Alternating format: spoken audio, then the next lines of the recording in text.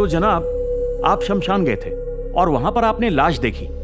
दिन भर आप उसी ख्याल में रहे होंगे। ज़हनी दबाव, खौफ, इन सब का असर दिमाग पर हावी हो चुका है। यही वजह है कि आईने में आपको अपने चेहरे की जगह किसी और का चेहरा नजर आता है। इसे कहते हैं दिमागी फितूर। आप इलाज करवाने बिल्कुल सही जगह आए हैं। आप घबराइए नहीं, ऐसे कई सारे केसेस मैं पहले भी सुलझा चुका हूँ। बस आप वक्त पे फीस भर दीजिएगा। I am PhD in hypnotherapy. आपकी जो दिक्कत है उसका 5 मिनट में हल निकाल दूंगा। आइए इलाज की शुरुआत करते हैं। खामखा आप खौफजदा हो रहे हैं। आप तो जांबाज लगते हैं। अरे आप मुझे क्यों देख रहे हैं? आईने में देखिए। जनाब, असल में हकीकत यह है कि मेरी हिम्मत नहीं हो रही। क्या मजाक है? मैं हूं ना आपके साथ। हैं? चलिए साथ में सामने देखते हैं।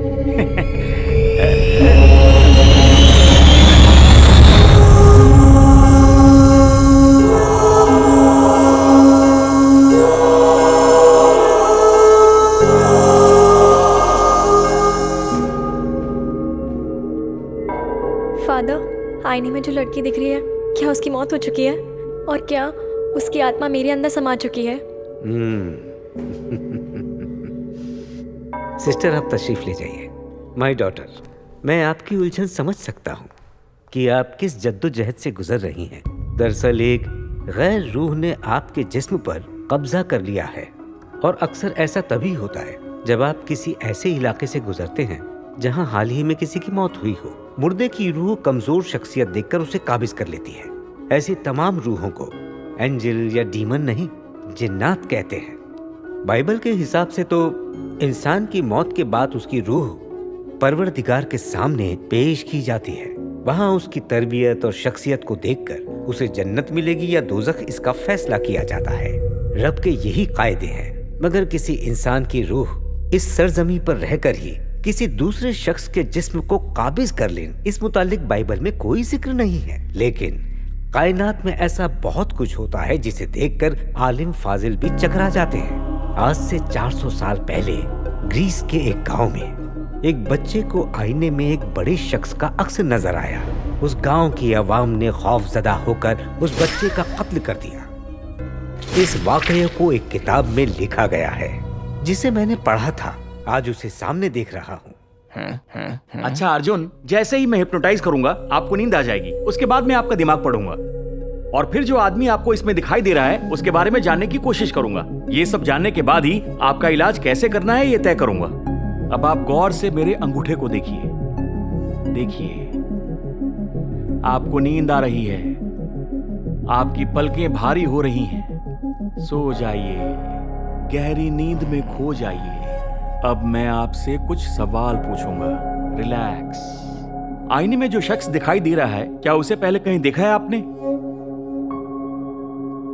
जिस दिन आपने लाश देखी थी उस दिन क्या हुआ था मुझे बताइए। अर्जुन, अर्जुन, अरे मुझे कुछ तो बताइए। अगर आप बताएंगे नहीं तो आपका इलाज कैसे होगा? क्या करूं? ये लो, ये भी सो रहा है। अरे आप लोग यहाँ सोने के लिए आए हैं या अपना इलाज करवाने? आप भी सोएंगे, ये भी सोएगा, तो मेरी फीस कौन देगा?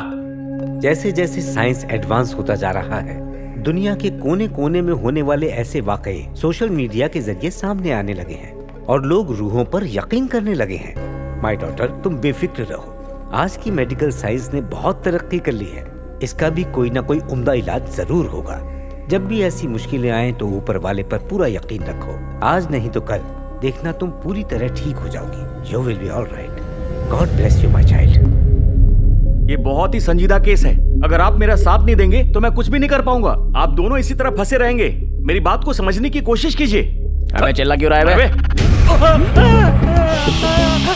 अबे तहजीब नाम की चीज है कि नहीं? एक इंसान इत्मीनान से सो रहा है तो तू अपना गधे की तरह गला क्यों फाड़ रहा है बे? एक तो वो बेचारा परेशान है, तेरे पास अपना इलाज कराने आया। तेरी रोजी रोटी उसी से चलती है। उसको हिप्नोटाइज करके सुला भी दिया, अब ऊपर से उसको उठा भी रहा है। चप्पल से मारूंगा तेरे को।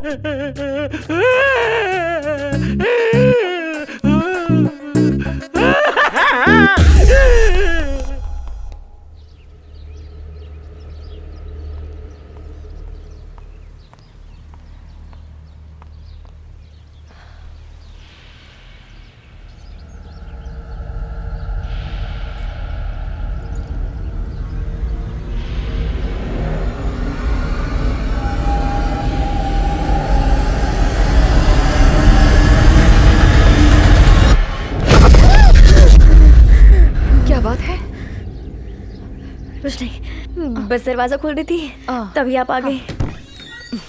अच्छा एक बात बताओ, मेरा फोन क्यों नहीं उठाया तुमने? कल रात से लगातार फोन पे फोन किए जा रही हूँ, ना तुमने उठाया ना उसने उठाया। कम से कम इतनी तो तमीज होनी चाहिए कि फोन उठाकर जवाब दे दो। नहीं मम्मी, आपको मैसेज करने की सोची तभी। तुम्हारा चेहरा देखकर ही मुझे समझ में आ रहा है कि तुम झूठ बोल रही हो। जरा रुको, अभी उसकी खबर लेती हूँ। अरे मम्मी, कुछ नहीं सुनना है मुझे। मैं आपको बताने वाली थी, प्लीज आप उनको फोन मत कीजिए प्लीज। दरअसल वो गुसलखाने में फिसल के गिर गए। क्या कहा? गुसलखाने में फिसल कर गिर गया? मुझे इत्तला तक नहीं की। घर में इतना बड़ा हादसा हो जाता है और तुम दोनों हो कि मुझसे ही छुपाते हो। कोई कदर नहीं है मेरी।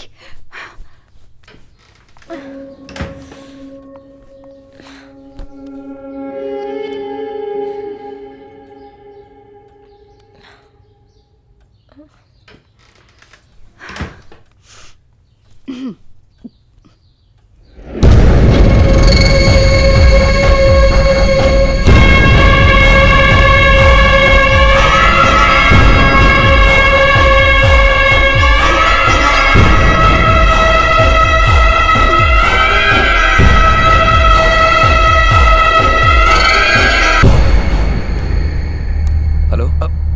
अच्छा सुनो, जरा एक मिनट, मैं ब्लूटूथ ऑन करता हूँ। हेलो, हाँ अब बोलो। मैंने तुम्हें कितनी बार फोन किया, तुम फोन क्यों नहीं उठा रहे हो?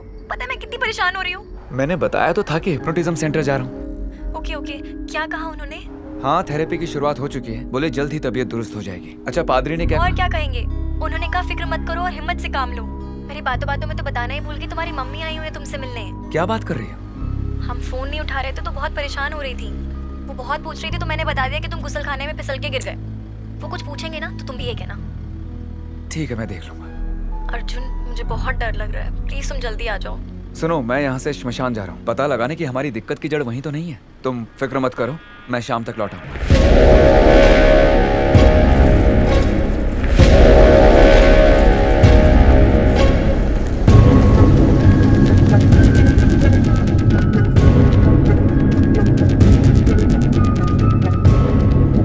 जल्दी चल।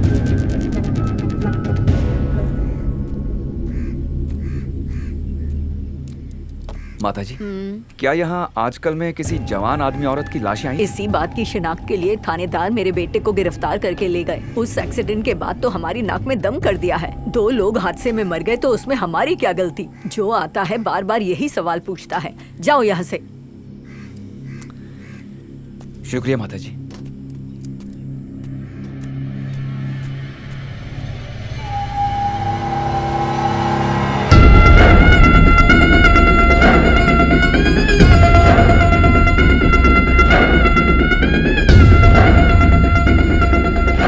आखिर ये कैसे मुमकिन है?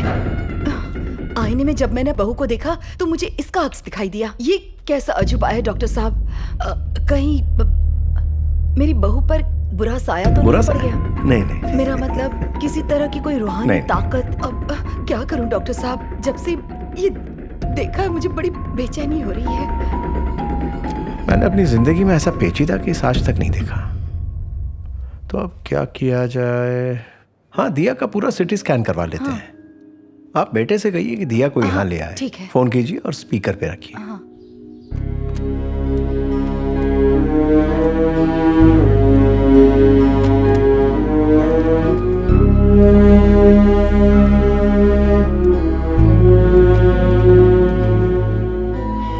ये तुम क्या कर रही हो?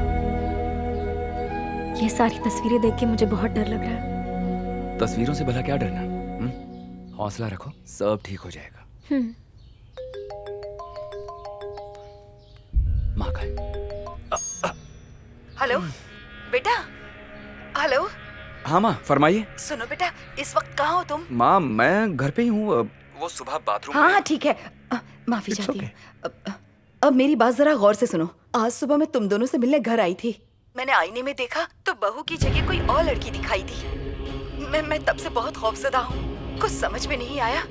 तो मैं डॉक्टर साहब से मिलने चली आई। एक काम करो, तुम बहू को लेकर फौरन अपोलो हॉस्पिटल पहुँच जाओ। माँ, ये दिक्कत सिर्फ इसके साथ नहीं, मेरे साथ भी हो रही है।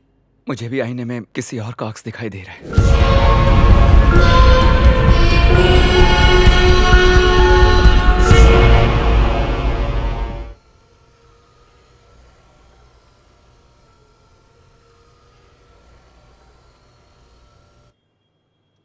तो आपकी रिपोर्ट को देखते हुए मैं यही कह सकता हूँ कोई मसला नहीं है। आपकी सेहत हर लिहाज से दुरुस्त है।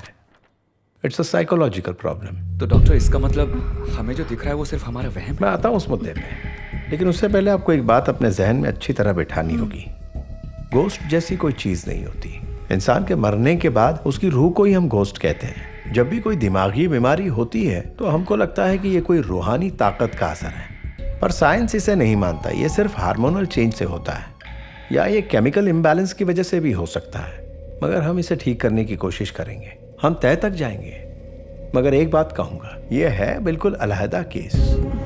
जैसे करोड़ों में एक इंसान दो सिर के साथ पैदा होता है और कभी कभी दो बच्चे आपस में एक साथ जुड़े हुए पैदा होते हैं। ये केस भी कुछ ऐसा ही है। मगर तुम दोनों को एक ही मसला एक साथ होना, ये बड़ी ही ताज्जुब की बात है। इसमें शिफा पाने के लिए क्या इलाज हो सकता है वो मैं अभी नहीं कह पाऊंगा। मैं ईमानदारी से कह रहा हूँ, इसमें वक्त लग सकता है। अच्छा डॉक्टर, एक मसला और है। फोन पर बात करता हूँ तो किसी और की आवाज आती है, कान में सीटियां बजने लगती हैं। मान लीजिए मैं फोन पे बात नहीं कर रहा हूँ और ऐसे दोनों हाथों से कान बंद करता हूँ तो मुझे मुख्तलिफ किस्म की आवाजें सुनाई देती हैं। ये सिर्फ वहम है। आपका मसला है कि आप आईने में देखते हो तो आपको किसी और का अक्स दिखाई देता है। इसे हेल्यूसिनेशन कहते हैं। और रही बात तुम्हारे कानों में अलग अलग आवाजों का सुनाई देना, ये मामूली बात है, उसमें डरने की जरूरत नहीं। ये दवाई से ठीक हो जाएगा। डॉक्टर साहब, एक आखिरी सवाल। माना ये हमारा वहम है, लेकिन इससे हमें कोई खतरा तो नहीं? आओ देखते हैं कि वो आईने वाला क्या कर सकता है। It's okay okay. तुम यही सोच रहे हो ना कि जो आईने में दिखाई दे रहा है वो आईना फोड़ के बाहर आके तुम सबको नुकसान पहुंचाएगा? तो हम भी उस रूह को छोड़ेंगे थोड़े ही। अरे तुम आ जाओ ना इधर, देखते हैं क्या होता है। हाँ,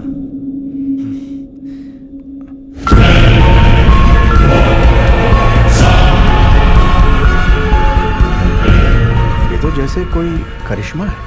ये किसी रूह की तरह तो हरगिज नहीं है जैसी हम फिल्मों में देखते हैं। ये बिल्कुल इंसानों जैसा दिख रहा है। बड़ी अजीब बात है। यही तो मैं भी कहना चाह रहा हूँ। डरने की जरूरत नहीं है, देखो इसकी तरफ। कब डॉक्टर, देखा ना आपने, ये सिर्फ वहम नहीं है बल्कि साफ तौर पर हकीकत है। इसीलिए हम जानना चाहते हैं कि हमें कौन नजर आ रहे हैं। बैठो, देखते हैं। मैंने एसीपी को फौरन हॉस्पिटल आने को कहा है। उनसे पता करेंगे कि आने वाला इंसान जिंदा है या मर चुका है। उससे आपकी फिक्र भी कम हो जाएगी और मुझे भी क्लैरिटी मिल जाएगी। ठीक है?